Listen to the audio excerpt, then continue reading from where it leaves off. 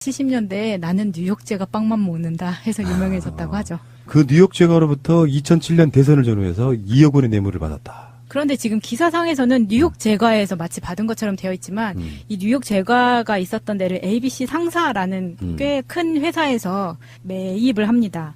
이때가 언제냐면 98년도 IMF가 터지면서 뉴욕 제과가 내놨고 이걸 이제 ABC 상사에서 매입을 하는데요.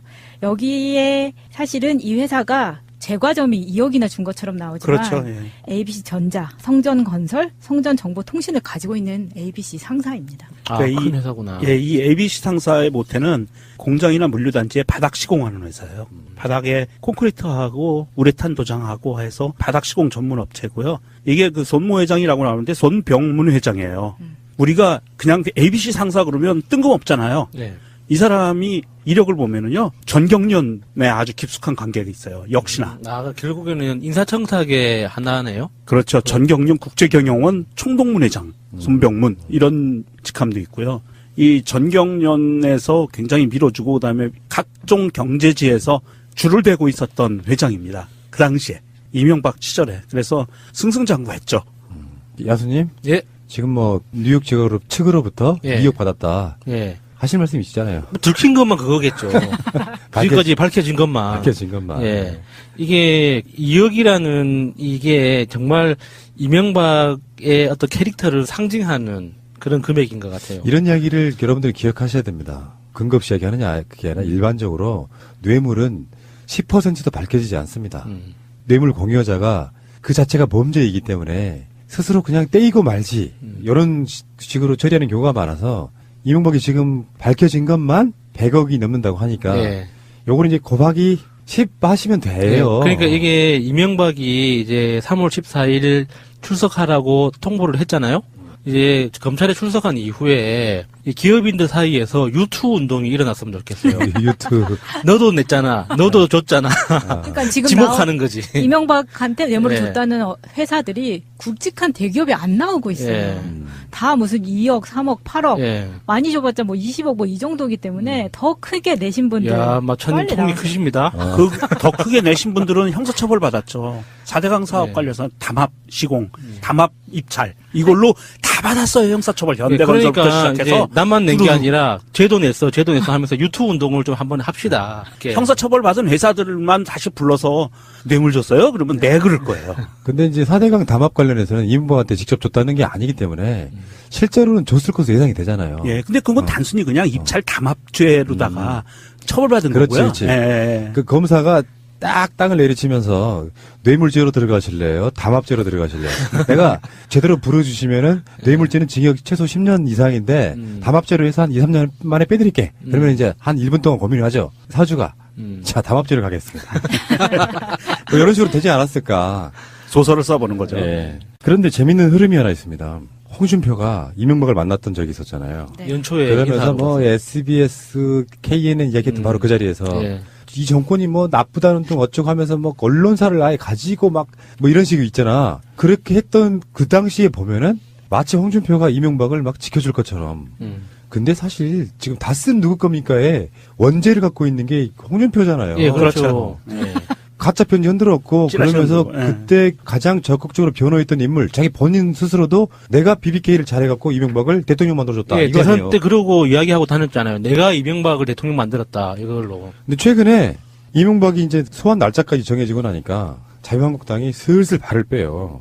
당 입장은 기본적으로 집권 여당에 대한 끊임없는 표적 수사라는 것에 전제를 두고 있긴 하지만 이거는 그냥 수사에 불과하고 구체적인 혐의 내용에 대해서는 검찰의 수사를 지켜보겠다라고 이야기하면서 홍준표는 이렇게까지 이야기해요. 이미 우리 당 사람 아니다. 자유한국당과는 상관이 없다. 아, 탈당하긴 했어요. 이명박이 자유한국당에서 탈당했죠. 정확히 말하면요. 새누리당이 자유한국당으로 그렇죠. 바뀔 예, 때 바뀔 때. 새롭게 당이 만들어질 때 이 있는 사람들 없는 사람들만 그냥 그대로 바꿔가는 거고. 그때 사실은 이명박이 탈당한 것이 박근혜가 구속 결정되는 걸 보고 그냥 자기는 속상해서 탈당했다고 하는데 그건 아니고 식겁해서 탈당한 거예요. 뭐 그런 부분도 있을 거고 어쨌건 지금은 뇌물이네 뭐네 온갖 추잡한 게 다 나오니까 자유한국당에서는 엮이기 싫은 거니까 이걸 이제 흔히 말해서 고립무원이라고 하죠. 뭐 평야 이렇게 벌판 광야에 혼자 딱 서 있는 거예요. 예, 그래 이명박이 그럼 다시 또 이 타이밍에 아침 이슬 노래 한번 불러주셔야겠는데. 사람은 그럴 때 철학자가 되지 않나요? 그렇게 외로워졌을 때? 술 한 잔 먹어야 되는데. 예. 그 내부자라는 영화 보면은 그 권력가, 이를테면 이명박이라는 대선 후보와 뭐 김대중 같은 조선일보 주필과 그리고 그 삼성의 이건희 같은 재벌이 술자리를 합니다. 그리고는 다 벗고 고추 갖고 놀죠. 사람이 지금 아니, 실제 영화에서 그러잖아요. 아, 나 충격받았어요. 네. 그거 조심하세요. 막 찔러 이 망나니 진짜 대망나니 진짜. 그러면서 이제 서로 간에 정경유착, 권한유착 뭐 이렇게 계속 그런 모습들을 보여주지 않습니까? 근데 사실 이명박의 몰락은 역사의 사필기전 같은 거예요. 언젠가는 드러나. 그러니까 왜 미투 운동으로 정치인들이 어떤 여권, 양성평등, 젠더 폭력 이런 거를 인식하듯이 이명박이나 박근혜에 대한 처벌로 있잖아요. 네. 권력은 유한하지 않다는 것을 깨닫는 계기가 돼야 돼요. 언젠간 드러나는데 물론 영원히 숨기고 갈 수도 있겠죠. 그렇지 않은 경우도 역사적 교훈을 줘야 되는데 여기서 지금 자유한국당이 이명박을 옹호하느냐, 그러니까 엄호해주느냐 아니냐에 따라서 이명박은 입장이 굉장히 달라지거든요. 정치 보복으로 몰고 갈 수가 없어요. 그러니까 이 상황에 누구나 다 처음에는 실드를 쳤죠. 국정원 특활비도 뭐 관행이었다는 등 이런 식으로 했는데 다 거짓말로 드러났지 않습니까? 근데 여기서 자유한국당이 사실은 이걸 엄호하기 시작하면 정치보복 프레임으로 가는 거죠. 근데 자기들이 계산했을 때 지방선거에 유리하지 않다. 그 근거는 딱 하나라고 생각해요. 국민들의 여론조사. 그게 70% 가까이가 국민들이 이명박 당연히 처벌해야 되죠. 구속해라. 예. 구속수사해라라고 이야기했는데 그러면 그거를 자기들이 반대하는 순간 국민들 70%하고 척을 지는 효과가 생기는 거예요. 여론조사 효과가 바로 이런 거죠. 마지막으로 우려되는 건 검찰 내부의 분위기죠. 이게 아직까지도 그런 이야기가 들려오더라고요. 전직 대통령을 모두 다 그렇게 구속할 필요가 있냐. 이게 현대사의 비극이다. 뭐 역사적으로 부끄러운 일이다. 뭐 이런 식으로 이야기를 하는데 정말 제가 저번에 한번 미친 듯이 이야기한 것 같은데 절대 부끄러운 일이 아닙니다. 정말 우리 어떤 역사적 자랑이에요. 우리 국민이 만들어낸 쾌거. 이게 다스는 누구 건지 궁금해했던 우리 모두가 만들어낸 이렇게 잘못하면은 죄받고 누군가 범죄를 저지른 사람은 언젠가는 처벌받는다는 이 당연한 상식을 지켜내기 위한 마지막 매듭이에요. 그래서 이명박 꼭 박근혜 옆으로 가길 바랍니다. 504라고 하든가. 예. 그 수감번호가 빨리 나왔으면 좋겠네요. 사실 이명박 구속에 대해서는 이명박을 지지하는 사람도 이의가 없을 거예요. 그러니까 안 들어갔으면 좋겠지만 구속될 거라는 데는 이의가 없다는 거죠. 대부분 그럴 것 같고요. 7일 수요일 날 이상득이 다시 휠체어를 타고 나타났습니다. 그 양반은 검찰청 들어갈 땐 휠체어, 나올 땐 걸어서 이거 언제까지 하려고 그래요? 이게 적 같은 게 이명박이 기침하는 것처럼요. 검찰 소환하는데 수염도 안 깎고 들어가. 그리고 예의가 없어, 이게 기본이. 차에서 내릴 때는 지발로 내려. 그 지발로 내려가지고 휠체어에 앉더라고. 그저 김어준, 주진우 예. 재판 받으러 갈 때 뭐 입고 가요? 까만색 슈트. 깔끔한 양복 입고 예. 가잖아요. 예. 근데 김어준은 그냥 수염 기른 사람이니까 뭐 거기다가 평상시 때 그게 패션인데 결국엔 태도 문제라고 하더라고요. 경찰이나 검찰 입장에서 대충 하고 오면 일단 기분이 좀 픽 상한다는 거야.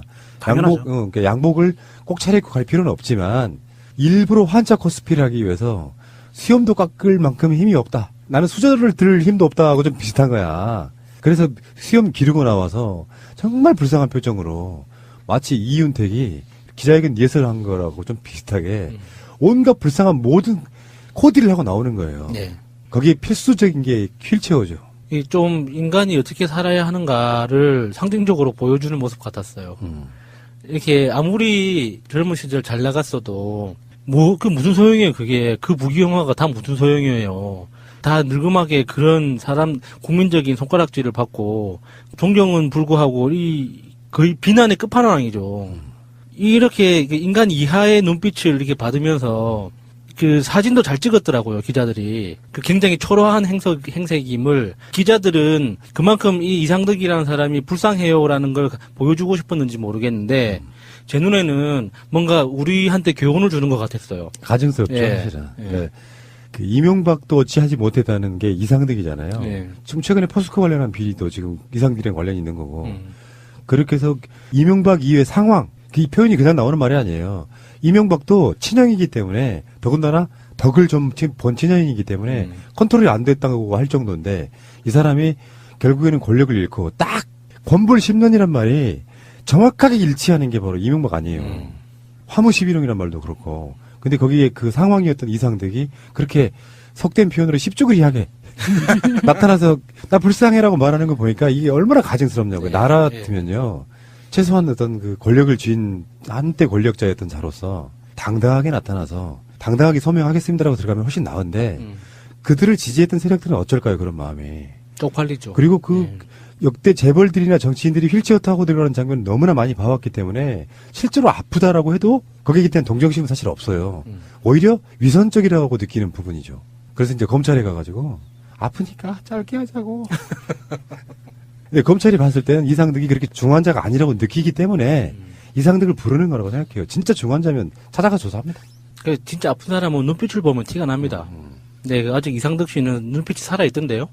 정치 권력의 정점에 있던 사람들과 현재 경제 권력의 정점에 있는 사람들이 하나같이 이런 환자 코스프레하고 와요. 그 초췌한 모습으로 검찰청에 출두하는데 우리가 아까 야수님이 잠깐 얘기한 것처럼 그렇게 추리한 환자 같은 모습으로 찍잖아요, 사진을.